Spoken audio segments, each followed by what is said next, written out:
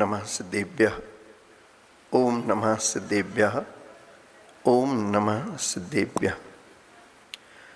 आदिम तीर्थंकर प्रभु आदिनाथ मुनिना आदि व्याधि अगमद मिटे तो पद में मम मां शरण चरण हैं आपके तारण तरण जहाज भवदधि तट तक ले चलो करुणा कर जिनरा। देवादिदेव श्री आदिनाथ भगवान की, संत श्रोमणी आचार्य भगवंत गुरुदेव श्री विद्यासागर जी महामुनि राज की, आचार्य परमेष्टि गुरुदेव श्री समय सागर जी महामुनि राज की, ज्येष्ठ मूर्ति विनम्र सागर जी महामुनि राज की, पूज्य मुनिवासी निसर्ग सागर मुनि महाराज की, तीन कमनौ कोटि महामुनि राजों की।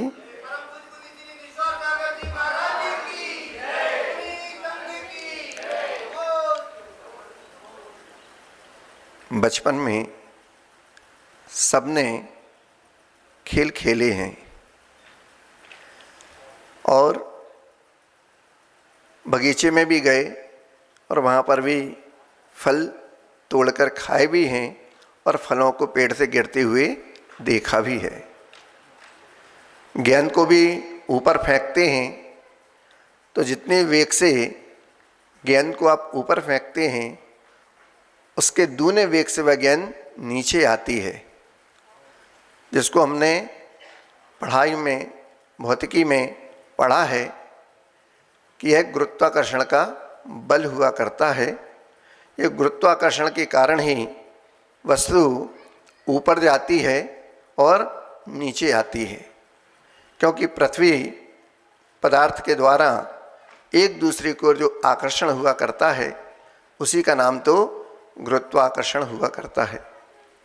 ये न्यूटन ने आपको गुरुत्वाकर्षण का नियम बताया था, लेकिन जैन सिद्धांत बहुत अनादिकालीन है। वो पहले से ये कहता आ रहा है कि गुरु का आकर्षण, उनके गुरुत्व का आकर्षण ऐसा हुआ करता है कि इस गुरुत्वाकर्षण के बल के कारण वस्तु ऊपर जाती है और नीचे आ जाती है उसके दुगने वेग से। लेकिन जैन सिद्धांत का यह गुरुत्वाकर्षण, गुरु के गुरुत्व का आकर्षण इस प्रकार का हुआ करता है कि जो उनके गुरु के चरणों में आ जाता है, उनके उस गुरुत्व के आकर्षण में आ जाता है, वह व्यक्ति नीचे नहीं आता है बल्कि और उतने दुगने वेग से नहीं, एक समय में 7 राजू सिद्धालय में पहुंच जाता है। ये गुरु के गुरुत्व का आकर्षण हुआ करता है। हम प्रतिदिन भगवान की पूजन, भक्ति, अभिषेक आदि करने मंदिर जी जाते हैं, गुरु के पादमूल में भी जाते हैं और उनके उस गुरुत्व के आकर्षण से आकर्षित होकर अपने जीवन का उत्थान करते हैं, पतन को प्राप्त नहीं होते हैं। जिन्होंने भी गुरु के उस गुरुत्व के आकर्षण का आश्रय लिया है, शरण ली है, हमेशा वह व्यक्ति शरणागत बन के रहा है, उनके चरणों में त्याग समर्पण करके रहा है। उसको गुरु ने कभी नीचे नहीं करने दिया, हमेशा उसको ऊपर उठा दिया। यहाँ तक कि गुरु गुड़ रह जाते हैं और चेला शक्कर हो जाता है। ये गुरु के गुरुत्व का आकर्षण हुआ करता है। ये गुरुत्वाकर्षण का नियम भौतिकी का नीचे लाता है, लेकिन जैन सिद्धांत, अध्यात्म का सिद्धांत, गुरुत्व का, गुरु के आकर्षण का सिद्धांत हमेशा व्यक्ति को ऊपर उठाता है। उसी ऊपर उठने के लिए ही आज हम सब यहाँ पर पुनः एकत्रित हुए हैं कि गुरु के माध्यम से कुछ हमें अपने जीवन के उत्थान के लिए कुछ संदेश मिल जाए, कुछ प्रेरणा मिल जाए। ऐसा ही एक प्रसंग रामायण का है। जब लंका पर विजय प्राप्त करना थी, युद्ध करने जाना था, लेकिन बीच में समुद्र पड़ गया। अब उस समुद्र के पार कैसे जाएं? हनुमान जी तो पहुंच जाते हैं, पर और सारी सेनाएं कैसे पहुंचेगी? तब नल नील के द्वारा समुद्र मंथन के सेतु बनाने का कार्य प्रारंभ किया गया। और प्रभु श्री राम में उन्होंने इतनी भक्ति, अटूट आस्था थी, श्रद्धा थी कि जो बड़े बड़े पत्थर समुद्र बनाने में, उस पथ को बनाने के लिए, मार्ग की बाधाओं को दूर करने में कारण बन रहे थे, सहायक हो रहे थे, उन पत्थरों के ऊपर केवल राम का नाम लिख दिया और पत्थरों को समुद्र में छोड़ दिया जाता था। समुद्र में पत्थर तैर जाता था, जबकि पत्थर का स्वभाव क्या है? भारी है, डूबना उसका काम है। लेकिन फिर राम नाम की महिमा, उस गुरु नाम की महिमा कि वह भारी पत्थर भी तैर जाता था। उस भक्ति के वशीभूत होकर जब सारे लोगों ने, सारी सेना ने उन पत्थरों पर राम नाम लिखा और समुद्र में छोड़ते गए, वो पत्थर पानी में तैरते गए और समुद्र में सेतु बन गया। जब पत्थरों को तैराया जा रहा था और छोड़ा जा रहा था, उस समय प्रभु राम ने भी अपनी ओर से एक पत्थर पर राम लिखा और उसको पानी में छोड़ दिया कि सब लोग इतना सहयोग कर रहे हैं तो मैं भी सहयोग करूं। ये सोचकर उन्होंने उस पत्थर को छोड़ा तो पत्थर पानी में डूब गया। अब वहीं पर हनुमान भी थे, तो हनुमान ने ये देख लिया। अब हनुमान बहुत जोर से नृत्य करने लगे, नाचने लगे। तो राम जी ने देखा कि लोगों ने पत्थर डाला तो सबके पत्थर तो तैर गए और मैंने पत्थर छोड़ा, वो पानी में डूब गया। ये क्या कारण हो गया? और हनुमान जी ने देख लिया, अब ये सबको बताएंगे। तो हनुमान को कहा कि किसी से कहना मत। तो हनुमान ने कहा, प्रभु दुनिया में जो कहना की बात है वो तो मैं कहूँगा, आपके कहने से चुप थोड़ी रहूँगा। बोले नहीं, आप ऐसा कहोगे तो लोगों का विश्वास टूट जाएगा, मेरी हंसी होगी, मेरा मान खंडित हो जाएगा। तो हनुमान कहते, नहीं प्रभु, आपके नाम को खंडित होने का काम मैं करूँगा नहीं, आपके नाम को हमेशा बढ़ाने का काम करूँगा। मैं इस बात को अवश्य सारी प्रजा में, सारी जनता को बताऊँगा कि जिसने राम को पकड़ लिया और उसके नाम का सहारा ले लिया, वो भारी से भारी पत्थर भी पानी में तैर गया, और जिसको प्रभु राम ने छोड़ दिया वो हमेशा के लिए डूब गया। अपने जीवन में ऐसी भक्ति, ऐसे गुरु नाम की महिमा को जगाएं कि हमारे जीवन का भी उत्थान हो जाए, हम पतन को ना जाएं, हमेशा ऊपर की ओर उठते जाएं। ये गुरु के गुरुत्व के आकर्षण का आकर्षण है। दुनिया यूं ही उनकी दीवानी नहीं होती, कुछ तो बात है मेरे गुरु में कि उनके नाम की दुनिया दीवानी होती है। गुरु के गुरुत्व का आकर्षण जिसके वशीभूत होकर हम सब यहाँ पर खिंचे चले आते हैं, उनकी मुख मुद्रा, उनका आभा मंडल और उनके चरणों की सेवा करके अपने जीवन को धन्य बनाते हैं। क्या है वो हमारे जीवन में गुरु का महत्व? सत्संग चल रहा है, आश्रम में लोग बैठे हैं, महात्मा उपदेश दे रहे हैं, गेरुआ वस्त्र पहने हैं, ऊंची शिला पर विराजमान हैं, वन का मनमोहक वातावरण है, पक्षी चहचहार कर रहे हैं, सामने सारी जनता बैठी है और महात्मन उपदेश दे रहे हैं। तभी एक व्यक्ति भरी सभा में उठता है, विनयपूर्वक प्रणाम करता है और पूछता है, हे महात्मन, हमारे जीवन में गुरु का महत्व क्या है? महात्मा मुस्कुरा देते हैं, क्योंकि वो देख रहे हैं कि ये बालक प्रतिदिन आता है और आकर धर्म सभा में बैठता है, सत्संग का लाभ लेता है और बहुत अच्छे इसके भाव विचार और परिणाम हुआ करते हैं। इसको समझाना है तो कैसे बताएं? तो बस महात्मन मुस्कुरा देते हैं और उसके उस प्रश्न का उत्तर नहीं देते और बदले में कह देते हैं कि जब आप यहाँ से वापस जाओगे घर तो आपको रास्ते में एक सूअर मिलेगा। सूअर आपके प्रश्न के उत्तर देगा। मैं घर वापस जाऊंगा, रास्ते में सूअर मिलेगा, ये महात्मा जी को कैसे पता? खैर कोई बात नहीं, गुरु ने कहा मैं जाऊंगा और पूछूंगा। वह जाता है, सत्संग समाप्त हुआ, घर की ओर प्रस्थान करता है। कि रास्ते में जैसा गुरु महाराज ने कहा था वैसा ही अक्षरशः वह घटित होता है और रास्ते में उसको एक सूअर मिलता है। वह सूअर के पास जाता है और पूछता है हाथ जोड़कर, सूअर जी मुझे एक जिज्ञासा है। वो जिज्ञासा मैंने अपने गुरु के सामने रखी, पर गुरु ने मुझे उत्तर नहीं दिया और कहा कि आपके पास पहुंच जाएं और आपके पास जाने पर मुझे उसका उत्तर मिलेगा। तो मैं आपसे पूछना चाहता हूं कि मेरे जीवन में या अपने जीवन में गुरु का महत्व क्या है। इतना सुनना था कि सूअर उसकी ओर देखता है, मुस्कुराता है और थोड़ा फड़फड़ाते हुए वहीं जमीन पर गिर पड़ता है और उसका प्राणांत हो जाता है। यह देखकर वह व्यक्ति घबरा जाता है कि मैंने ये क्या कर दिया, कहीं ऐसा तो नहीं इस सूअर के मरने का पाप मुझे लगेगा। और वह घबराता हुआ घर चला जाता है, लेकिन आश्रम आने की हिम्मत उसकी नहीं होती। कुछ समय निकलता है, पुनः वह सत्संग का चूंकि प्रेमी था, सत्संग को वो चाहता था, तो वह गुरु के पास पुनः जाता है। कुछ दिनों के पश्चात पुनः सत्संग का लाभ लिया, फिर गुरु से पूछता है मुझे मेरी प्रश्न का उत्तर नहीं मिला, मैं पुनः आपसे पूछता हूँ कि हमारे जीवन में गुरु का महत्व क्या है। गुरु ने फिर मुस्कुराया, उत्तर नहीं दिया, फिर कहा कि जब आप यहाँ से वापस जाओगे तो रास्ते में आपको एक गधा मिलेगा, गधा आपके प्रश्न के उत्तर देगा। व्यक्ति फिर मन में सोचता है मैं वापस घर जाऊंगा, रास्ते में गधा मिलेगा, ये गुरु को कैसे मालूम कि रास्ते में मुझे कौन मिलता है। कोई बात नहीं, गुरु ने कहा पूछ लूँगा। पुनः रास्ते से जाता है, जैसा गुरु ने कहा वैसा ही अक्षरशः फिर घटित होता है।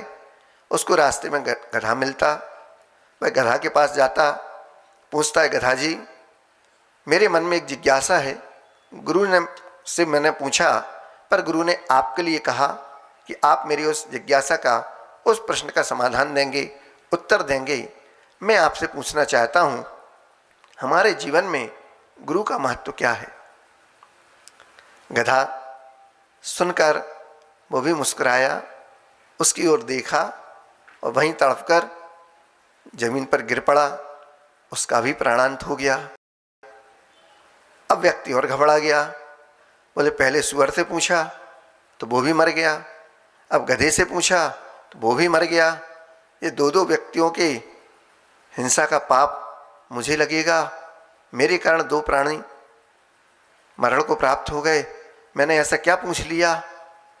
फिर घबरा जाता है, घर जाता है। अब उसके मन में बहुत छटपटाहट रहती है, मेरे कारण दो प्राणियों का मरण हो गया, इसका पाप मुझे लगेगा। वह सोचता है, मन में बहुत आकुल व्याकुल होता है, आश्रम नहीं जा पाता। फिर कुछ दिन निकलते हैं, मन में सत्संग की लालसा रहती है, उपदेश सुनने की इच्छा रहती है, जीवन के विकास के उत्थान की आशा रहती है, कहीं से भी कुछ हमें अच्छा मिल जाए ताकि हम अपने जीवन का विकास कर सकें। कुछ दिनों के बाद पुनः आश्रम पहुंचता है, महात्मा देखते हैं, मुस्कुराते हैं उस व्यक्ति को देखकर। तो उस व्यक्ति के हृदय को थोड़ा सा शांति मिलती है कि चलो गुरु कुछ तो जानते होंगे, तभी तो मुस्कुराकर आशीर्वाद दे रहे हैं। पुनः सत्संग समाप्त हुआ, उसने फिर पूछा भगवान मुझे मेरी प्रश्न का उत्तर अभी तक नहीं मिला, हमारे जीवन में गुरु का महत्व क्या है।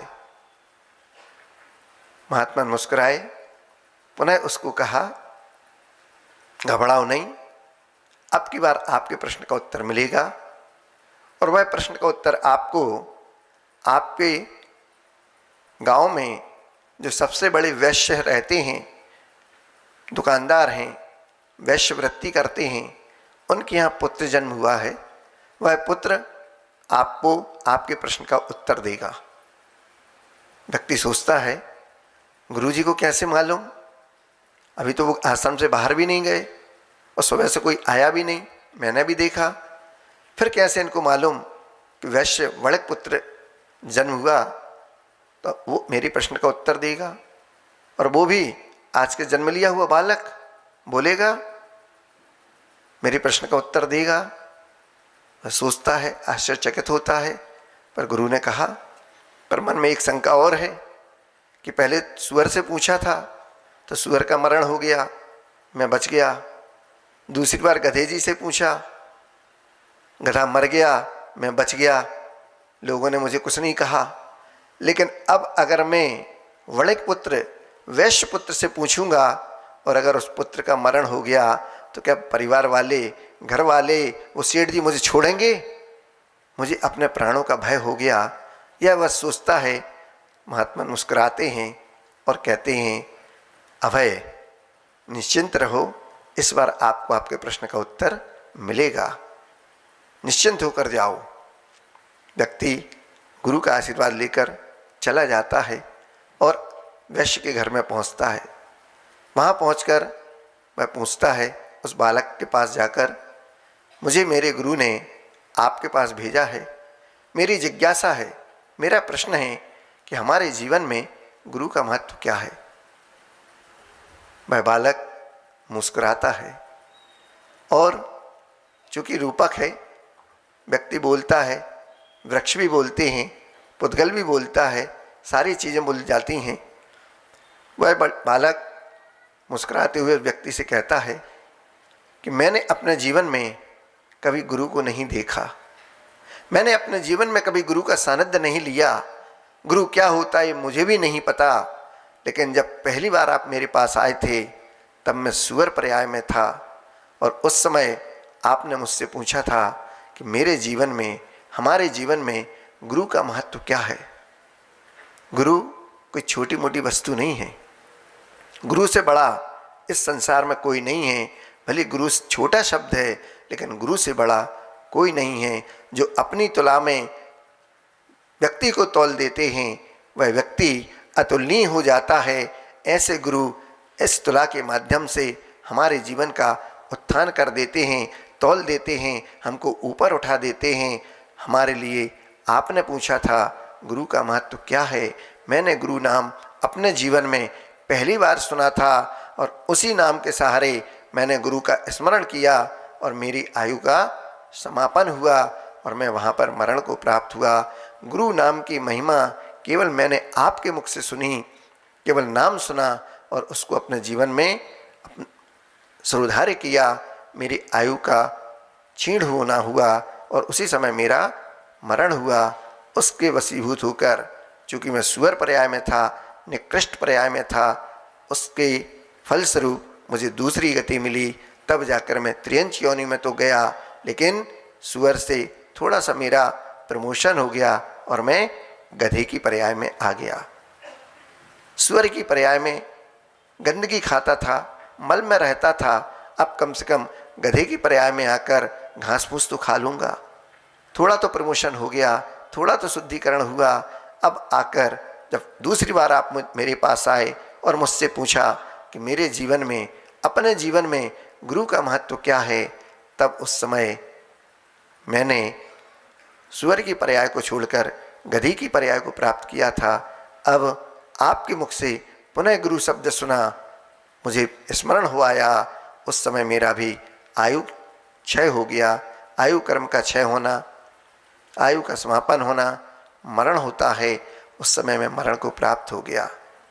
आपने जब कहा था गुरु शब्द, मैंने अपने जीवन में भी उसको सिरोधार्य किया था और उस गुरु नाम से आज मेरा और प्रमोशन हो गया कि मैं सुअर की पर्याय को छोड़कर गधे की पर्याय में आया, गधे की पर्याय को छोड़कर आज मैं बालक की पर्याय में आ गया, मनुष्य बन गया। त्रियंच से मनुष्य आयु में आ गया, मनुष्य गति में आ गया। त्रियंच पर्याय को मिलना क्यों होता है? सुअर, गधा, शेर, कुत्ता, बिल्ली आदि क्यों बन जाते हैं? क्योंकि आचार्य भगवंत कहते हैं कि माया तिरैग्योनश्य, मायाचारी करने से त्रियंच आयु का बंध होता है, त्रियंच गति का बंध होता है, त्रियंच गति का आश्रय हुआ करता है। इस कारण से हम इन निकृष्ट पर्यायों में चले जाते हैं। अगर हम अपने जीवन में मायाचारी ना करें, शील व्रतों का पालन करें और किसी दूसरे को ना सताएं, ना मारें, अधिक मूल्य की वस्तु में कम मूल्य की वस्तु को ना मिलाएं और अधिक दाम लेकर ना बेचें, ये सब मायाचारी के अंतर्गत आते हैं। भले अभी आप मनुष्य पर्याय को पा गए, बाद में इन पर्यायों को छोड़कर निकृष्ट पर्यायों को प्राप्त हो जाएं, त्रियंच आयु में चली जाएं, त्रियंच गति में चली जाएं, नरक गति आदि में चली जाएं, तो हमारे जीवन का उद्धार नहीं हो सकता, फिर तो पतन ही होगा। लेकिन जिनको अपने पतन का हटाना है, मिटाना है, उत्थान को प्राप्त होना है, वो हमेशा हमेशा अच्छा सद आचरण करते हैं। फिर उसके बाद अल्पारम अल्प परिग्रह को रखते हुए मनुष्य आयु का आश्रय करते हैं, मनुष्य गति का बंद करते हैं। जैसे कि सुअर पर्याय को छोड़कर गधे की पर्याय में आया और गधे की पर्याय को छोड़कर अब मनुष्य पर्याय को प्राप्त हो गया। ये हमारे पतन से उत्थान की ओर यात्रा हो गई। लेकिन जब मनुष्य भाव को पाकर, मनुष्य गति को पाकर अगर हम पुनः उन्हीं कार्यों में लग गए जिनसे हमारे लिए नरक गति का आश्रय है, त्रियंच गति का आश्रय है, तो हमारे जीवन का फिर पतन ही पतन होना है, उत्थान तो संभव नहीं। कहते हैं कितने वर्षों के पुण्य का उदय, कितने जन्मों की तपस्या प्राप्त की होगी, तब जाकर आपने उस मनुष्य भाव को प्राप्त किया। आज वह बालक सुअर की पर्याय को छोड़कर, गधे की पर्याय को छोड़कर बालक के रूप में, मनुष्य के रूप में वणक पुत्र के यहाँ जन्म लिया। अब वह प्रश्न का उत्तर दे रहा है, ये सब मेरे उस पूर्वकृत पाप का परिणाम था जो त्रियंच योनियों में घूमा। आपने मेरा पुण्य का उदय कराया, आपने आकर मुझे गुरु नाम को सिखाया, बताया और मुझसे पूछा, तो मेरे जीवन में गुरु नाम की महिमा यही है कि सुअर पर्याय को छोड़कर गधे की पर्याय में आया और गधे पर्याय को छोड़कर मनुष्य के पर्याय को प्राप्त कर गया। ये गुरु नाम की केवल महिमा है।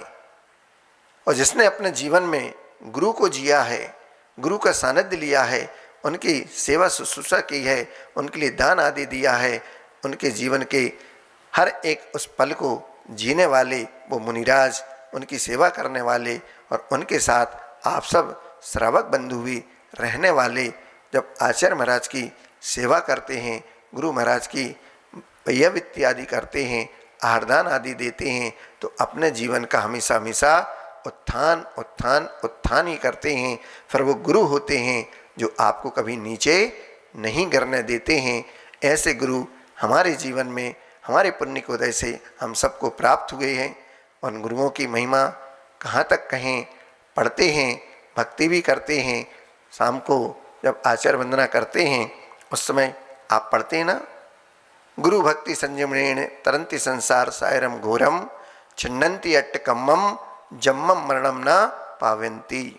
ये गुरु भक्ति है जो हमारे मन में एकाग्रता से भयंकर रूपी संसार को छेद करने वाली है और संसार से पार कराने वाली है, आठों कर्मों को नष्ट कराने वाली है। ये गुरु नाम की महिमा जितनी गाई जाए उतनी काम है, पढ़ते भी हैं। गुरु की महिमा वर्णी न जाए, गुरु नाम जपो मन वचन काए। कितने गुरु का उपकार होते हैं, हमेशा हमेशा स्वयं तो प्रकाशित होते ही हैं, जलते भी हैं, लेकिन जो उनकी शरण में आ जाए उनको भी प्रकाशित कर देते हैं, उसको भी नीचे से उठाकर ऊपर बैठा देते हैं। ऐसे गुरु हम सबके जीवन में मिले, हम सबके जीवन के कल्याण में सहकारी बने, हम उनके चरणों का आश्रय लेते रहें और अपने जीवन को धन्य करें। इस गुरु नाम की महिमा को जितना गाएं, जितना कहें उतना कम है। ये छोटी सी जिह्वा गुरु के गुणगान नहीं गा सकती, क्योंकि कहा गया है 7 समुंदर की असी करूं और लेखन सब बन राय, 7 समुंदर मसी करूं लेखन सब बन राय, सब धरती कागज करूं तो भी गुरु गुण लिखा न जाए। ऐसे गुरु हम सबके जीवन में, हमारे हृदय में विराजमान हों, हम सबका कल्याण करें। बोले संत श्रोमणी आचार्य गुरुदेव विद्यासागर जी महाराज की जय।